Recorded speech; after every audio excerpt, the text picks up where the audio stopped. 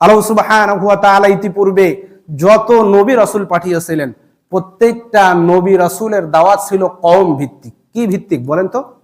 কওম ভিত্তিক। আপনি দেখবেন নূহ আলাইহিস সালাম, হুদ আলাইহিস সালাম, সালেহ আলাইহিস সালাম, মুসা আলাইহিস সালাম, নূহ আলাইহিস সালাম, যত নবী রাসূল এসেছিলেন তাদের দাওয়াত ছিল ইয়া কওমি ইবুদুল্লাহ, হে আমার কওম তোমরা আল্লাহর ইবাদত করো।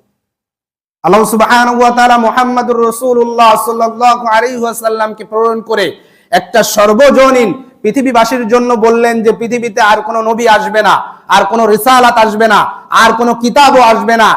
এই ধারাবাহিকতা আল্লাহ সুবহানাহু ওয়া তাআলা কিয়ামত পর্যন্ত যাতে চলে যেতে পারে, এই জন্য আল্লাহ সুবহানাহু ওয়া তাআলা রাসূলের কাছে যে কিতাব দিলেন সেখানে বললেন ইয়া আইয়ুহান নাস, হে মানব জাতি।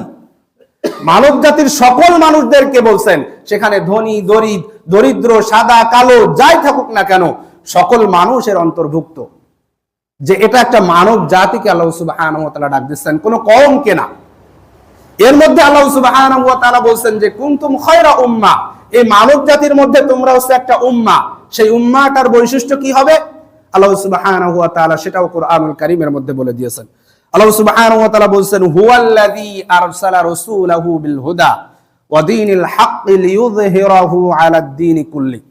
এই উম্মাহর বৈশিষ্ট্য হবে যারা আল্লাহতে বিশ্বাস করবে, রাসূলে বিশ্বাস করবে, সেটা পৃথিবীর যে প্রান্তেই থাকুক না কেন তারা একটা উম্মাহ।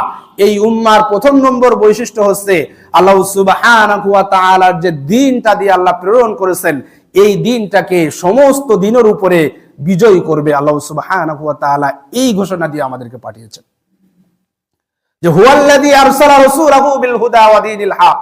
আল্লাহ সুবহানাহু ওয়া তাআলা রাসূল প্রেরণ করেছেন দ্বীনে হক দিয়ে, ইসলাম দিয়ে, কিতাব দিয়ে রাসূল সাল্লাল্লাহু আলাইহি ওয়াসাল্লামকে প্রেরণ করেছেন। কি জন্য?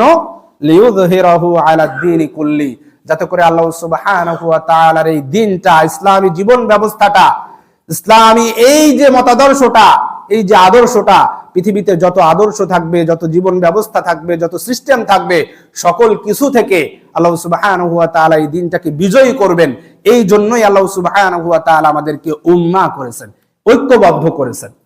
আপনি দেখেন পৃথিবীতে যত জাতিগত আছে সকলেই ভাষার ভিত্তিতে জাতিগত হয়, কথার ভিত্তিতে, আঞ্চলিক ভিত্তিতে জাতি হয়। কিন্তু মুসলিম উম্মাহ কি কোনো আঞ্চলিক জাতি ভিত্তিক?